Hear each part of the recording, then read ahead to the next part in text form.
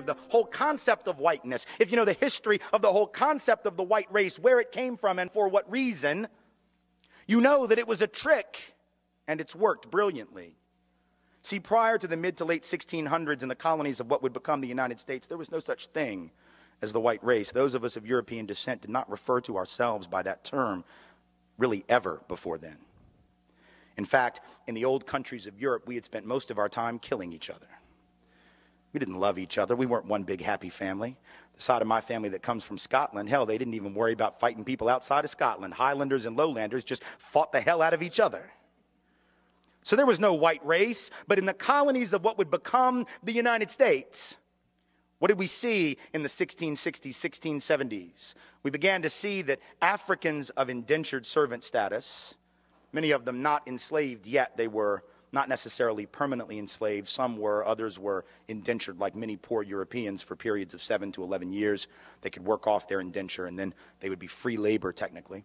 Realized, as did the white indentured servants, the Europeans who hadn't even been called white yet, that they had a lot of things in common, like the fact that they were all getting their clock cleaned by the elite. And so they would get together more than our history books taught us, to foment rebellion against the elite, to try to get a better deal for themselves on the basis of economic necessity and economic justice. And what did the elite do? When you see that you're outnumbered by black and white folks who are penniless, landless, peasants, you have to do one of two things. You either have to kill them all, but you can't do that because who's going to work? Rich folks weren't going to. They had to get poor people to work. The whole point was to be a person of leisure back in those days. That was the goal, was not to work. So you couldn't kill them all. You didn't want to kill them all. You had to do the work yourself. You had to build your own levee, build your own house.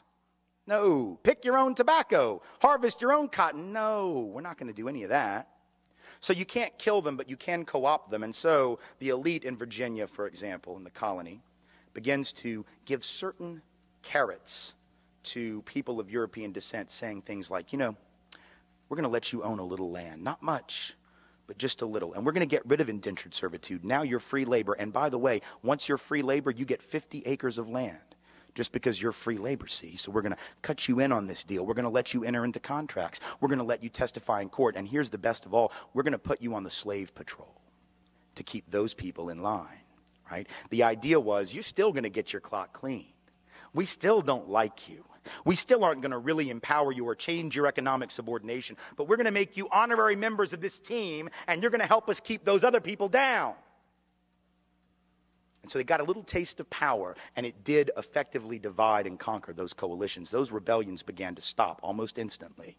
Fast forward to the Civil War era, you have rich white folks in the South, where I come from, standing up and openly admitting that the reason they're prepared to secede from the Union, and the only reason they ever articulated publicly, ever, was to maintain and extend slavery and white supremacy not only where it already existed, but into the newly acquired, that is to say, stolen territories from Mexico to the west. That was what they said. Now we lie about it. We say it wasn't about slavery.